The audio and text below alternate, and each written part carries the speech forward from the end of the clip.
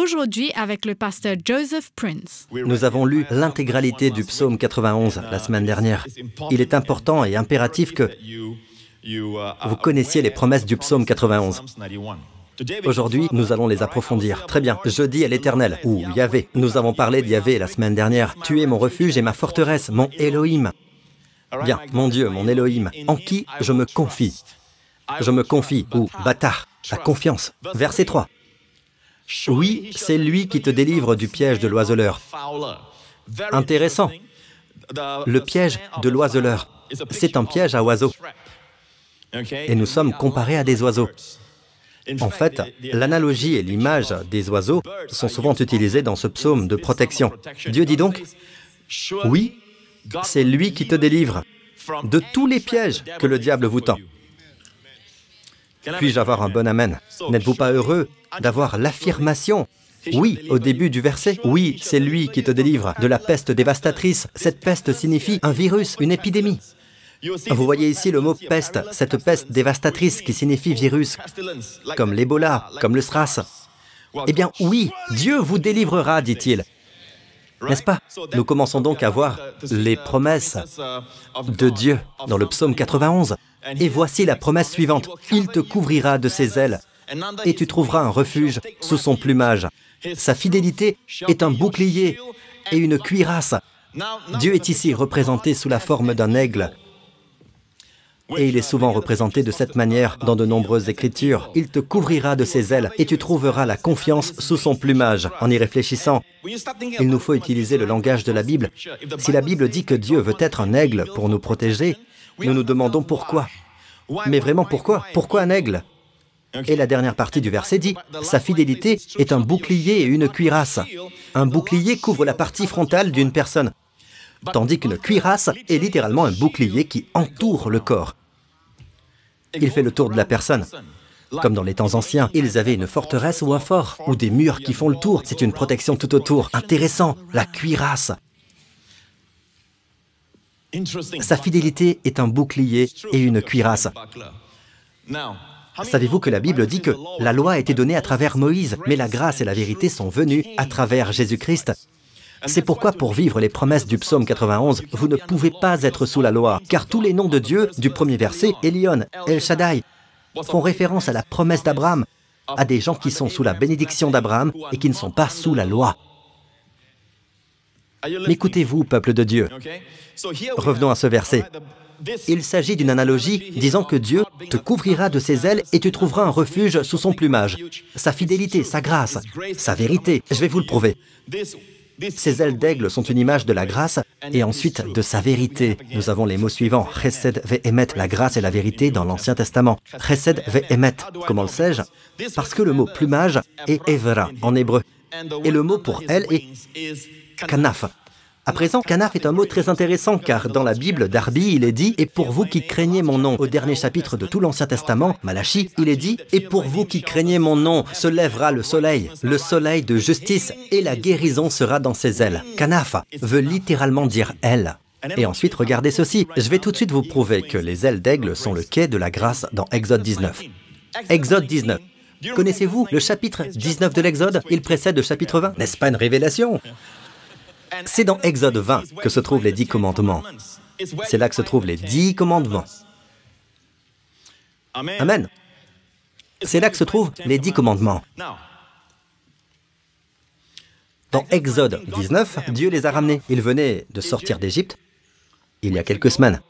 Et Dieu les a amenés au mont Sinaï. Et Dieu leur a dit, lisez dans Exode 19, verset 3.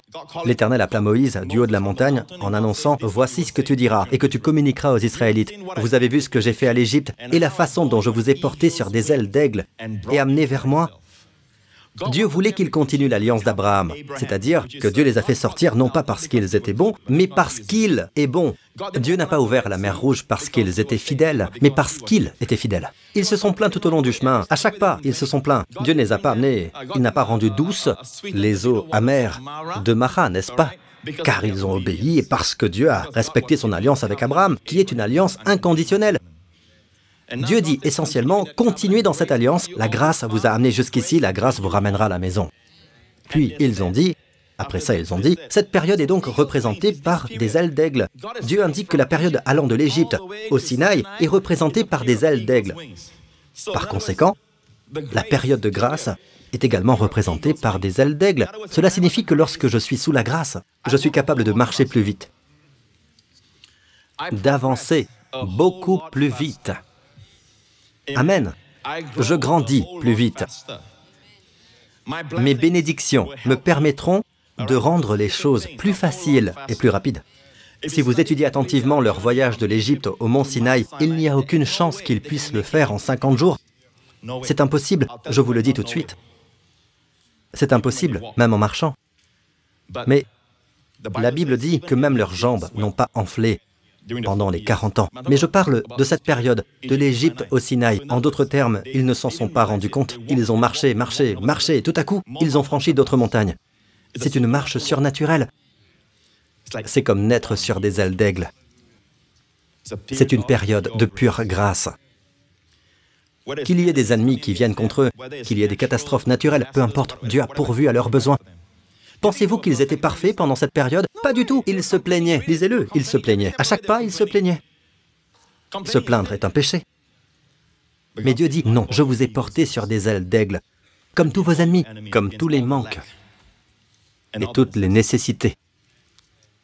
Dieu est bon, n'est-ce pas? Mais je veux vous dire que cette période de pure grâce est maintenant la nôtre de façon permanente. Vous souvenez-vous de la dernière fois que nous avons parlé des noms de Dieu? Le psaume 91, verset 1 est affiché à l'écran. Nous avons Elion, nous avons Shaddai, nous avons Yahvé, et nous avons Elohim.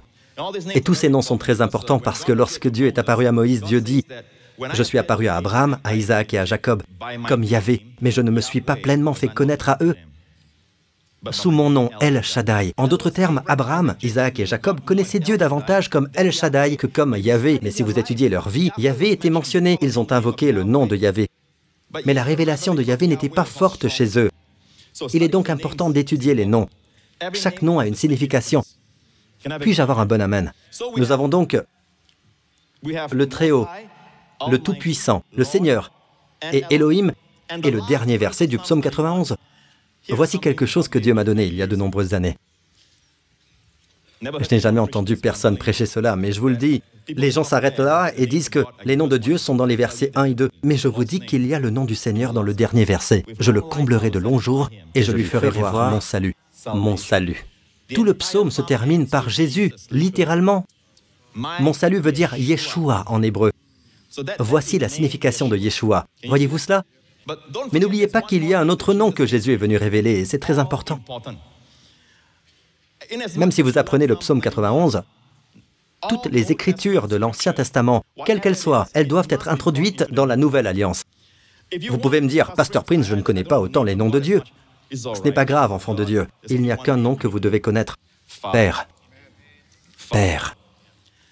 Et ce nom désigne quoi? La famille. Peuple de Dieu. La protection au nom du Père est merveilleuse. Jésus lui-même l'a dit dans la prière du grand prêtre. Je vous propose d'écouter cette prière en douce. Donc, écoutons la prière sacerdotale de Jésus. Lisons Jean 17, 11. Jésus a prié, « Désormais, je ne suis plus dans le monde, mais eux, ils sont dans le monde, tandis que je vais vers toi. Père Saint, garde-les en ton nom, ce nom que tu m'as donné, afin qu'ils soient un comme nous. Garde-les en ton nom. » Le seul nom que Jésus est venu révéler est celui de Père. Et il les a laissés perplexes. Il a même été proposé pour la première fois au peuple juif. Il dit, « Ne vous inquiétez pas de ce que vous mangerez, de ce que vous boirez, de ce que vous porterez. Votre Père céleste sait que vous en avez besoin. Si Dieu habille ainsi l'herbe des champs, qui existe aujourd'hui et qui demain sera jetée au feu, ne le fera-t-il pas bien plus volontiers pour vous, gens de peu de foi? Votre Père sait ce dont vous avez besoin avant que vous ne le lui demandiez. Il n'a cessé de prêcher. Votre Père, votre Père, votre Père. Il ne l'a prêché qu'à la nation d'Israël dans l'attente qu'elle le reçoive comme roi, qu'elle devienne l'enfant de Dieu. Mais elle l'a rejeté. Ils ne connaissent qu'un Dieu sévère. Ils veulent garder Dieu dans le Saint des Saints. Ils veulent garder Dieu dans le temple pour pouvoir faire tout ce qu'ils veulent. Ils ne veulent pas de cette proximité. Il est étonnant que Joseph, après s'être réconcilié avec ses frères, ait dit la première chose suivante. « Je suis Joseph ». La chose suivante qu'il a dite, c'est « Approchez-vous de moi ». Et ce sont les frères qui l'ont trahi, rejeté, et qui lui ont causé des années de souffrance. Il dit « Approchez-vous de moi ». Puis il dit « Je t'emmènerai dans le pays, tes enfants et tes petits-enfants, tes brebis et tes bœufs, ainsi que tout ce qui est à toi dans la région de Goshen. » Regardez ce que veut dire Goshen. Tout a un sens dans la Bible. Le mot Goshen. Goshen signifie « s'approcher d'eux ». Là, je te nourrirai. Approchez-vous de Dieu. Avant de prendre l'avion, dites « Père ». Père, tu es proche de moi. Et Père, tu vas monter à bord de cet avion avec moi. C'est bien mieux que de dire « Je revendique ceci, je le revendique ». Comme si qu'il suffisait d'appuyer sur un bouton pour que Dieu agisse. J'ai déjà appuyé, c'est à toi de jouer maintenant. C'est ton tour, manque pas ton tour. Et parfois nous pensons que notre confession, notre ceci ou notre cela... Mes amis, soyons réalistes. Allons, il ne s'agit pas de revendiquer des promesses sans s'approcher. Voyez-vous, ces promesses se trouvent dans l'ombre de ses ailes. Là où vous devez vous réfugier, il s'agit de proximité, d'amour, de famille. Vous savez que les seuls qui peuvent se réfugier sous les ailes de la maman aigle sont les petits aiglons, les siens. Il s'agit de la famille, la même famille. Un chiot ne peut pas faire ça. Vrai. Il s'agit donc de la mère, de l'amour maternel. Nous pensons que l'amour de la mère est comme l'amour de Dieu. Mais même dans ce cas, l'amour de la mère est... L'amour de Dieu est merveilleux. Dieu aime ce qui n'est pas aimable, même ceux qui ne lui appartiennent pas. Quand il les a sauvés, ils ne lui appartenaient pas. Une mère aime un enfant parce qu'il est le sien. Personne ne peut comparer l'amour du Père. Jésus dit donc, garde-les en ton nom. Il y a une protection au nom du Père. Quand j'étais avec eux dans le monde, je les gardais en ton nom. Savez-vous comment Jésus les a empêchés de retomber dans l'erreur? Cela aurait pu être pire pour Pierre, cela aurait été pire pour d'autres en termes d'égarement si Jésus ne leur avait pas rappelé « Votre Père vous aime, votre Père vous comprend, votre Père sait de quoi vous avez besoin, votre Père, c'est ainsi qu'il les garde. Pasteurs et dirigeants, c'est ainsi que nous gardons nos gens. Votre Père, Père céleste. » Ne dites pas simplement « Dieu, Dieu ». Il y a des fois où vous dites « Dieu, oui ». Mais votre Père. Jean 17, 15. Je ne te demande pas de les retirer du monde, mais de les préserver du mal. La Bible Parole de vie dit les protéger du mauvais, le mauvais de ce monde. Ils ne sont pas du monde, tout comme moi, je ne suis pas du monde.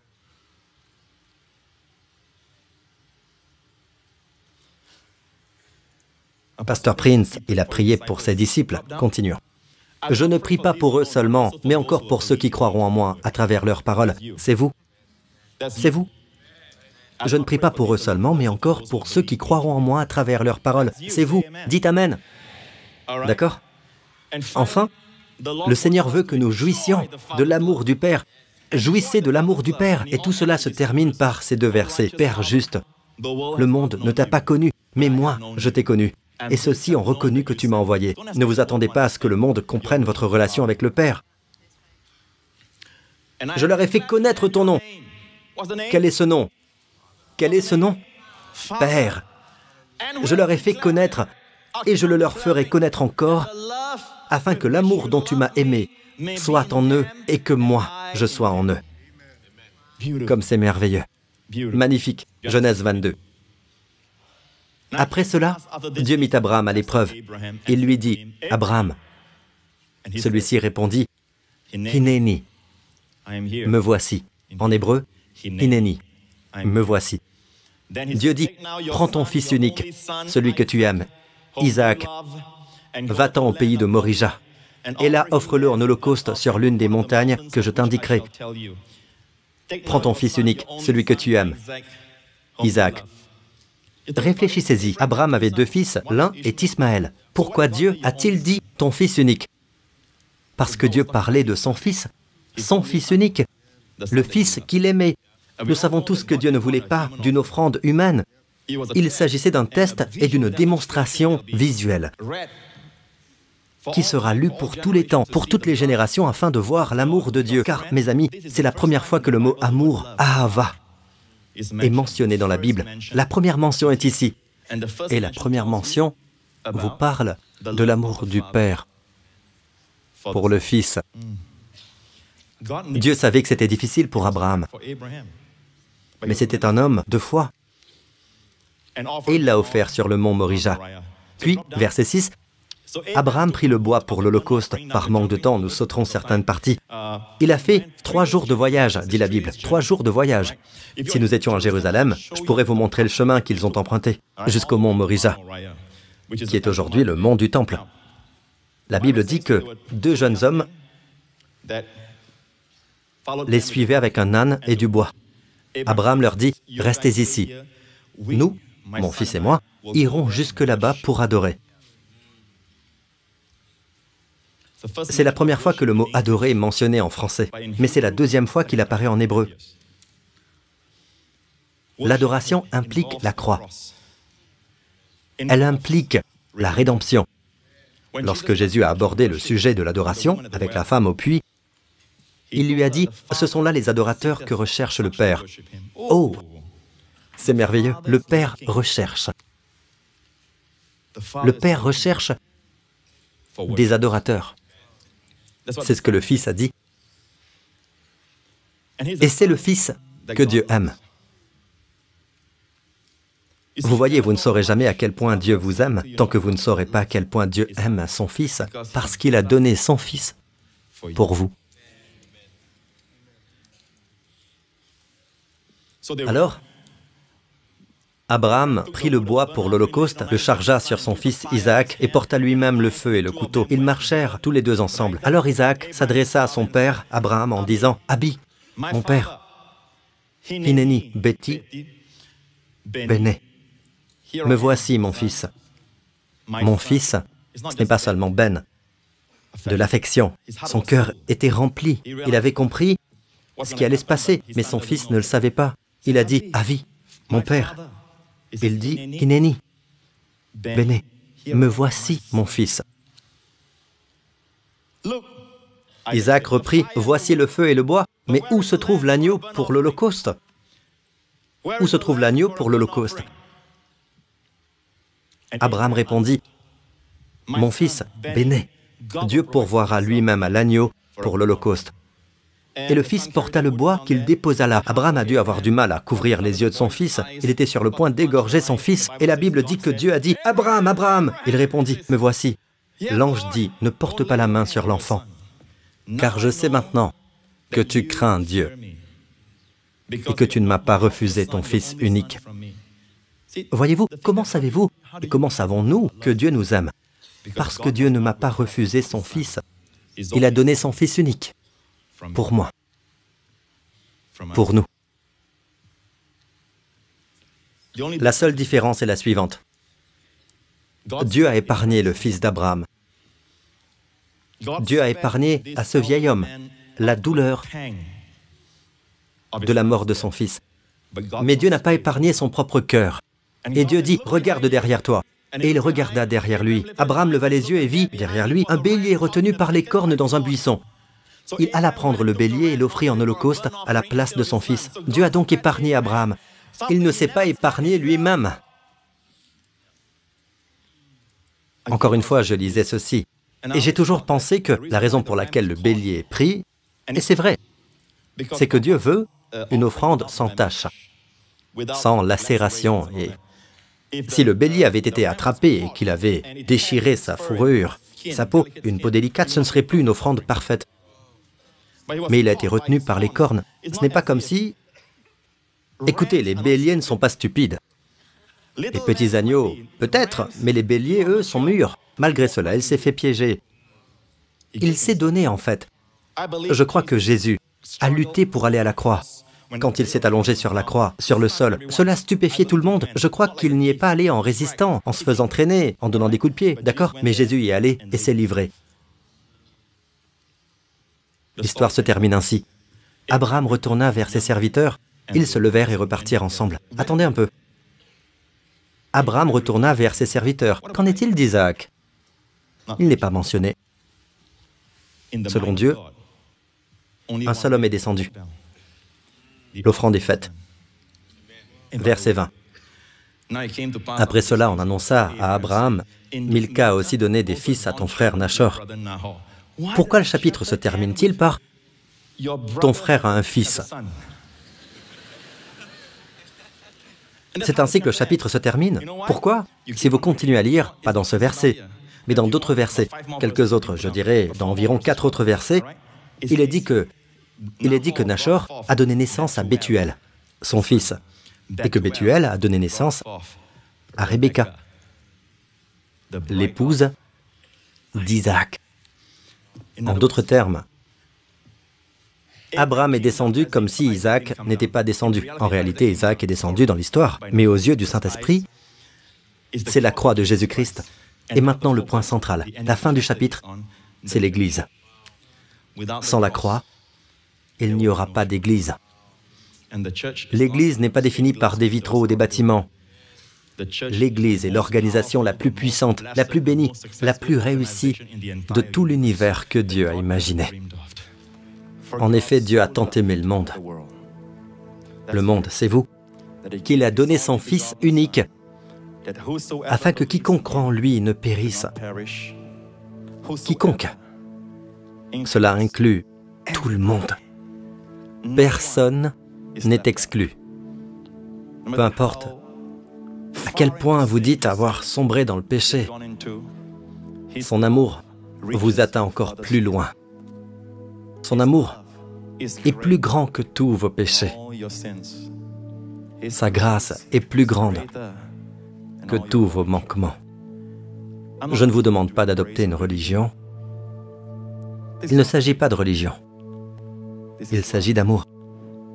Je vous invite à accepter un Sauveur qui a donné sa vie sur la croix pour tous vos péchés. Je vous invite à accueillir un Père qui vous aime avant même que vous ne connaissiez son nom.